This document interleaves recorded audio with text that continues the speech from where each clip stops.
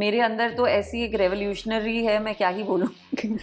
ये मेरा सच है, ये तुम्हारा सच है, ये अब ऐसा हो गया, राइट। मैं जर्नलिस्ट बनना चाहती थी। मैं जब कॉलेज में गई तो मैंने सबसे पहले जर्नलिज्म का ही मेरा वो था। बहुत ही सिंपल सा सवाल था, मुझसे पूछा गया था, मैंने उसका गलत जवाब दिया। मैंने घर पे देखी तो मैंने विक्रांत को कॉल भी किया रोते रोते कि मैं तो रो रही हूँ, मैं इतनी भावुक हो गई हूँ ये मूवी देख के। तो उनको समझ में आ गया कि इस लड़की का इंटरेस्ट नहीं है। सच अपनी जगह स्थिर खड़ा हुआ, सच नहीं हिलता। Hello guys, this is your host Aruna Purve and you watching me on Bollywood society. और इस वक्त जो हमारे साथ गेस्ट है, she is very pretty gorgeous. या मैं बात कर रही हूँ रिद्धि डोगरा की। रिद्धि, बहुत बहुत स्वागत है आपका बॉलीवुड सोसाइटी पर। Thank you so much. सबसे पहले congratulations for your new project. Thank you. तो क्या कहना चाहेंगे, कितना डिफिकल्टी हुआ to shoot the film overall? नहीं, डिफ़िकल्टी तो मतलब नहीं होती। डिफ़िकल्टी यही होती है कि आप जब साइन करते हैं तो बस जिस मोमेंट पे आप येस बोलते हैं कि मैं कोई प्रोजेक्ट कर रही हूँ, तो आप उसके बाद बस वो होमवर्क शुरू हो जाता है। करेक्ट। उस पे काम शुरू हो जाता है, और तो वही एक पीरियड होता है जहाँ पे ये लगता है कि कुछ छूट ना जाए, कोई एक सवाल या कोई एक बात या कुछ भी ऐसा छूट ना जाए जो जो सीन्स होते हैं, जो आपको स्क्रिप्ट मिलती है, तो उसमें ऐसा कुछ भी ना हो कि मैं कल सेट पहुंचूं और बोलूं अरे इसके लिए मैं प्रिपेयर्ड नहीं हूं। तो क्योंकि मैं वैसे ही काम करती हूँ, मैं अपना प्रेपरेशन सेट पे जाने से पहले करती हूँ। सेट पे जाने के बाद मैं ज़्यादा सवाल जवाब नहीं करती। सेट पे जाने के बाद मैं सिर्फ परफॉर्म करने में विश्वास रखती हूँ। सो डिफ़िकल्ट वही पीरियड होता है जब आपको, और ये क्योंकि एक सच्ची दुर्घटना पे आधारित है, तो वो डिफ़िकल्ट नहीं था। आई वुड से वो ही इस पिक्चर की खास बात थी कि हमें जो सच्ची दुर्घटना हुई थी उसको समझना था अच्छी तरीके से, और रिसर्च और फैक्ट्स के साथ, बहुत ही जिम्मेदारी के साथ, सेंसिटिविटी के साथ, और वो टाइम पीरियड में रह के ही बात करनी है, वो सारी चीज़ें। बट वो डिफ़िकल्ट नहीं था, वो ही तो काम है। बट काफ़ी सेंसिटिव फिल्म है। एग्जैक्टली जो आपने जिस तरह से अभी मेंशन किया, टॉपिक भी बहुत सेंसिटिव है। तो खुद को किस तरह से आपने तैयार किया ये पूरा प्रोजेक्ट करने के लिए? मैं तो तैयार ही थी ऐसा प्रोजेक्ट करने के लिए। मैं तो मेरे अंदर तो ऐसी एक रेवोल्यूशनरी है, मैं क्या ही बोलूं। तो मैं तो शुरू से ऐसा ही काम करना चाहती हूँ और ऐसा ही काम करती हूँ। टेलीविज़न से ही मैंने ऐसा काम किया है जहाँ पे मेरे किरदार जो भी कर रहे हैं, वो आप अपनी ऑडियंस जो मुझे देख रहे हैं, वो कुछ तो सीख लें, या कुछ सवाल करें, या कुछ उनका एक कहते हैं ना, दिमाग एक तरीके से खुले एक डायरेक्शन में। तो मेरी हमेशा वही चाह रही है एज एन एक्टर, तो ये उसी डायरेक्शन में है मेरे लिए। तो मैं तो ऐसे प्रोजेक्ट्स बहुत करना चाहती हूँ, और मैं चाहती हूँ सच्ची घटनाओं पे और फिल्में बने। मैंने इतनी फिल्में देखी हैं हॉलीवुड की जहाँ पे वो बात करते हैं नॉट जस्ट इंसिडेंट्स की, लेकिन वो बात करेंगे कि 50 साल पहले ये हुआ था उनकी कंट्री में, तो 4 लोगों ने कैसे उसके आसपास ये किया, और हम इतने प्रभावित होते हैं उनको देख के, हम इतना इन्फ्लुएंस होते हैं कि वाह क्या फिल्म बनाई है, क्योंकि वो ट्रू स्टोरी होती है। तो आप एक ग्लिम्स देखते हैं, एक समय का वो देखते हैं कि अरे ये समय में ऐसे किसी ने किया। तो इस तरीके से ये भी एक ज़रूरी फिल्म है, और मैं चाहती हूँ कि मैं उम्मीद करती हूँ कि लोगों को ये फिल्म पसंद आए, ताकि हमारे देश में भी हम भी ना भूलें हमारे देश में क्या हुआ है, क्योंकि हिस्ट्री इज़ ऑलवेज री रिटन। हिस्ट्री की किताबें हो या लोग हों, हर जनरेशन की हिस्ट्री नहीं होती है। या बड़ी सारी चीज़ें रेलेवेंट ही नहीं रहती, जो शायद मेरे नाना दादा के टाइम पे रेलेवेंट होगा उनके लिए, वो बाय द टाइम हम बच्चे हुए तो हमारे लिए रेलेवेंट नहीं होगा। अब हमारे आगे जो जनरेशन होगी उनके लिए, जो हमारे लिए रेलेवेंट है उनके लिए नहीं रहेगा। सो ये बहुत ज़रूरी है कि हम अपने देश में क्या हुआ है, हमारे देश के इतिहास में क्या हुआ है, हमारे देश को किन किन घटनाओं ने बदला है, और साबरमती का जो ये साबरमती एक्सप्रेस का जो पूरी दुर्घटना थी, इसने बदला हमारे देश को, हमारा सोशो इकोनॉमिक पॉलिटिकल पूरा एक बदलाव आया था देश में। तो उसके बारे में बात होनी चाहिए, और ये एक मीडिया के पक्ष से बात है तो वो भी मेरे ख्याल से बहुत ज़रूरी है, क्योंकि आज इस समय इस ज़माने में जहाँ सोशल मीडिया आ गया है, डिजिटलाइजेशन इतना हो गया, एआई तक बात पहुँच गई है, जहाँ आप हो भी नहीं लेकिन आपको खड़ा कर सकते हैं। तो फैक्ट्स पे और रियलिटी पे तो कुछ there is no cap on it कि ये सच है या ये नहीं है। अब तो मतलब सच इज़ बिकम सब्जेक्टिव, ये मेरा सच है, ये तुम्हारा सच है, ये अब ऐसा हो गया, राइट?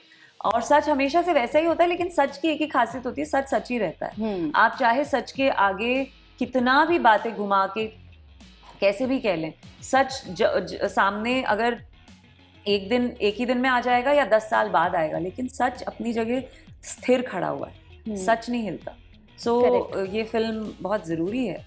तो क्या लगता है कि ऐसे और भी फिल्म्स, ऐसे टाइप की फिल्म्स और भी बनना अगर ये फिल्म ऑडियंस पसंद करेगी, और मैं सच्ची ऑडियंस से कहना चाहूँगी कि आपको मतलब ऑफ कोर्स ये कहना कि ये पसंद करनी चाहिए, will be like you know, ये उम्मीद है हमारी, लेकिन आप लोगों को ऐसी फिल्में और देखनी चाहिए और ऐसी चाह होनी चाहिए कि ऐसी फिल्में आप देखें। क्योंकि क्या होता है ना, वो जो पॉपुलर आइकॉन्स होते हैं, पॉपुलर लोग होते हैं, उनके बारे में तो सबको पता है, उनके बारे में किताबों में पता है, उनके बारे में हर जगह लिखा है, लेकिन कुछ ऐसे ऑर्डिनरी लोग होते हैं, यू नो, चाहे समर कुमार एक फिक्शनल कैरेक्टर हो, मनिका राजपुरोहित एक फिक्शनल कैरेक्टर हो, अमृता एक फिक्शनल कैरेक्टर हो, एक कहानी में है हम, लेकिन हम बेस्ड रियल टाइम में हैं। तो मेरा कैरेक्टर शायद एक इंसान से या 5 इंसान से मिलता हो, या एक सिस्टम का रिप्रेजेंटेशन हो।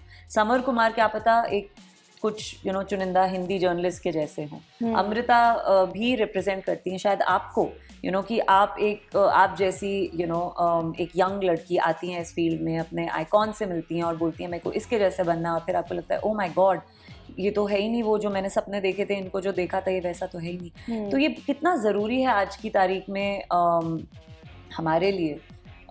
सो आई फील लाइक ऐसे किरदार और ऐसी कहानियाँ बिल्कुल बननी चाहिए। बट ये जो गोधरा इंसिडेंट है, आई एम श्योर काफ़ी लोग हैं जो आज तक नहीं जानते एग्जैक्टली हुआ क्या था, जो पूरा डिटेल्स है, बट ये फिल्म के थ्रू ऑब्वियसली लोग को पता चलेगा एग्जैक्टली हुआ क्या था पास्ट दिन। तो क्या कुछ डिटेल्स इस फिल्म के थ्रू और ऑडियंसेस को पता चलने वाला है? मतलब जो सच था वही पता चलेगा ऑडियंस को, जो सच में हुआ था, और फिर उस सच के साथ क्या हुआ उस सच को लेके क्या किया गया, यू नो। और यही हम आई थिंक अपनी ऑडियंस को बताना चाहते हैं कि देखो, अपनी आंखें खोलो, और यू नो, ये आपके जो मीडिया होती है, आप एक media you know media house से बिलोंग करती हैं, आप भी यहाँ आई हैं अपना कैमरा लेके, और आपके पास ये पावर है कि आप मुझसे सवाल पूछें और मुझे जवाब देने हैं आपके सवाल के। अब आपके वो सवाल कैसे भी हो सकते हैं, और मुझे जवाब, अगर मैं वो जवाब नहीं दूंगी तो फिर आप बोलेंगी आप जवाब नहीं दे रही हैं, आपके दिल में कोई चोर है। पर मैं यू नो मतलब वही बात होती है कि आप कहाँ पे इंसानियत छोड़ के, अपना वैल्यू सिस्टम छोड़ के, ह्यूमैनिटी छोड़ के आप कहाँ आगे बढ़ जाते हैं या नहीं बढ़ते हैं, उसी के ऊपर यू नो ये मीडिया को लेके ये कहानी है। तो बहुत ज़रूरी है, और उस लेंस को देखना भी बहुत ज़रूरी है। Correct. But talking about your character, एक जर्नलिस्ट प्ले कर रहे हो आप, and to play a journalist is not easy, because आपके लिए 2 बार रिसर्च वाला फैक्टर हो जाता है, because to playing as a journalist in the film is also is lot of doing research and everything. और इस कैरेक्टर करने से पहले इस फिल्म के लिए भी रिसर्च आपने श्योर किया होगा, तो कितना रिसर्च आपने कलेक्ट कर किया है अभी तक? जी बहुत रिसर्च है मेरे पास। मेरे मतलब जो स्क्रिप्ट्स हैं उस पर हर चीज़ में मैंने मतलब अगर आप देखना भी चाहेंगे तो हर पेज पे मैंने साइड पे लिखा है कि यू नो न्यूज़ चैनल में ऐसा होता था, ये होता था, क्योंकि वो मेरी रिसर्च थी।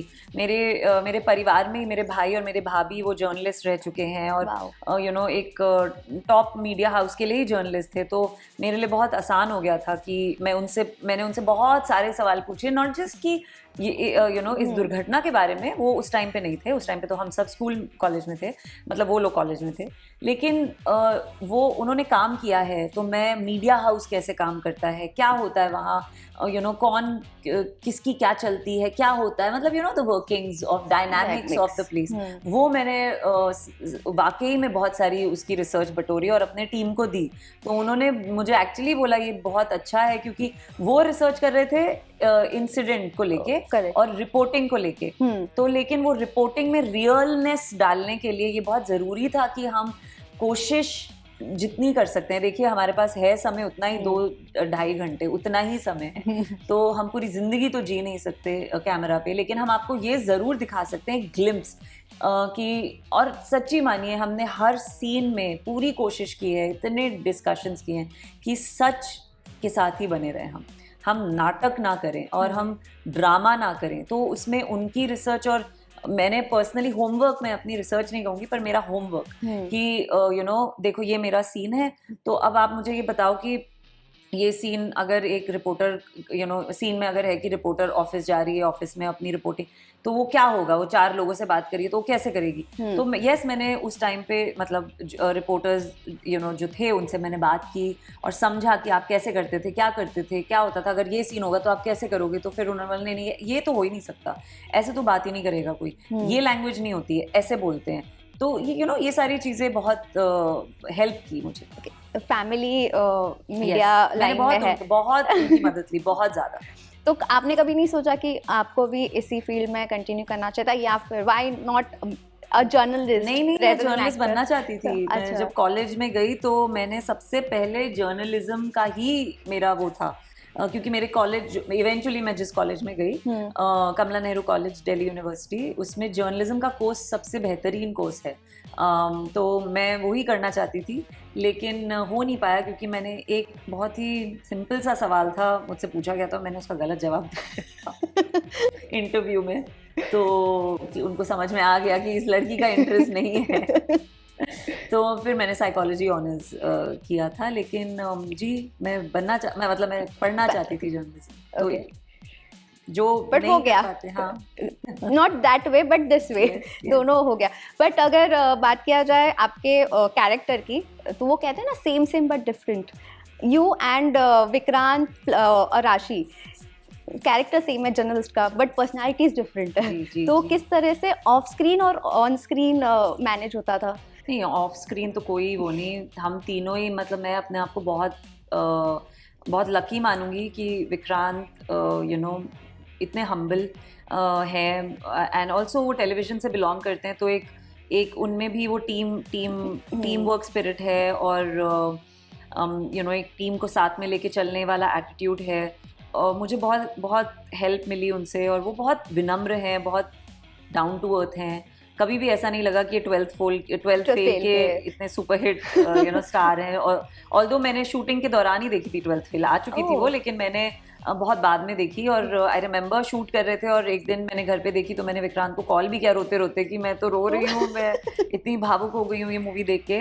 नहीं वो मैं बहुत ब्लेस्ड फील करती हूँ। राशि भी, मतलब वो इतनी, she is a massive superstar down south, और यू नो एक तरह से कहा जाए तो मेरे लिए फिल्मों की वो सीनियर है, लेकिन वो बिल्कुल मुझे 1 मिनट के लिए भी उन्होंने ये नहीं, क्योंकि मेरे उनके साथ और विक्रांत के साथ ही सीन्स थे, कभी भी उन्होंने मुझे ये महसूस कराया ही नहीं कि वो इतनी बड़ी सुपरस्टार हैं, यू नो। तो she was always very down to earth, very easy, and you know एक बहुत अच्छी स्पेस हम दोनों ने, बहुत इजी फील करती हूँ मैं उनके साथ, मेरे ख्याल से। वो भी दिल्ली से शायद इसलिए, पता नहीं, लेकिन वाइब मैच हो जाता है मे बी, लेकिन बहुत आसान था। And I like I am saying again कि it's a blessing to work with actors जो अपनी मीडियम में, देखिए मैं दूसरे मीडियम्स का बहुत सारा एक्सपीरियंस लेकर आती हूँ, फिल्मों में मुझे ज़्यादा एक्सपीरियंस है नहीं, तो उन दोनों के साथ काम करना जिनको इतना कुछ पता है और वो इस मीडियम को इतनी अच्छी तरह पहचानते हैं, पर वो सेट पे बहुत ज़्यादा डाउन टू अर्थ थे दोनों, और तो बहुत मज़ा आया काम करने में। सो अपार्ट फ्रॉम दिस, जैसे कि आपने कहा कि ऐसे टाइप का कैरेक्टर आपको always you wanted to play, और फाइनली आपको चांस मिला, तो अभी next what type of character you want to play? नहीं ऐसे तो नहीं सोचती मैं next what type of character, but हाँ मेरा एक है जो मेरा सपना है, मुझे एक बिगड़ी हुई राजकुमारी का रोल प्ले करना है, जो बहुत ही ढीठ हो, बहुत ही बिगड़ी हुई हो, लेकिन वो बाद में इतनी पावरफुल हो जाए और इतनी समझदार और इतनी जिम्मेदार हो जाए कि वो अपने यू कैन से अपने रेकलेसनेस में ही वो अमेजिंग काम कर जाए। मैंने पूरी स्क्रिप्ट दे दी है, प्लॉट दे दिया है मैंने, अब कोई कहानी लिख दे इसके आसपास। ये मैसेज पहुंच जाएगा, प्लीज कास्ट करो इनको अगर ऐसे कोई कैरेक्टर रिक्वायरमेंट है तो। लेकिन मैं देयर वर न्यूज दैट आपका अपकमिंग प्रोजेक्ट आने वाला है विद फवाद खान, क्या कहना चाहेंगे? जी मतलब ज़्यादा बात नहीं कर सकती मैं इसके बारे में, लेकिन मैं यही कहूँगी कि फ़िल्म का नाम है अबीर गुलाल और मैं हूँ इस फिल्म का हिस्सा। और जी बस वो नेक्स्ट इंटरव्यू में नेक्स्ट इंटरव्यू में इस बारे में बात करेंगे। Thank you so much.